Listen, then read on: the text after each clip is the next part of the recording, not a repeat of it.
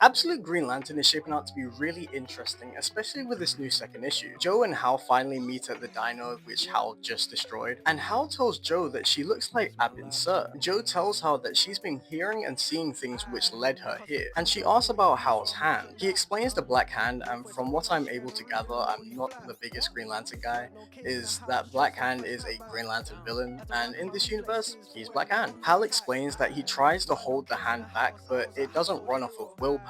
And then Hal mentions Guy Gardner. We cut back to when Abin Sur came down to Evergreen, and he tells everyone to be without fear. Joe steps in to tell Guy to drop the guns, and the crowd waited with bated breaths to see if Guy would make the right decision. When suddenly he's just fried by Abin Sur and tells them that Guy lived in the absence of light. What was Guy getting up to? The rest of the police seeing this tried to blitz Abin Sur, but he literally just aura farms and deflects them all onto the police, so that gets dealt with quite quickly. Until Hal picks up a stick and aims it directly at Abin Sur. That's when John Stewart steps in, and Abin says again to John Stewart this time to be without fear before he flies off. Hal never did get to give the strap to John as he pulls it out. I got a little Neo thing going on now. Hal warns Joe that the Black Hand seems to be hungry and it wants light, but not just green light, it wants to devour any light, and apparently is really old and was supposed to be forgotten about. It's kind of working off of Freddy Krueger logic, where if nobody remembered it, it wouldn't exist anymore,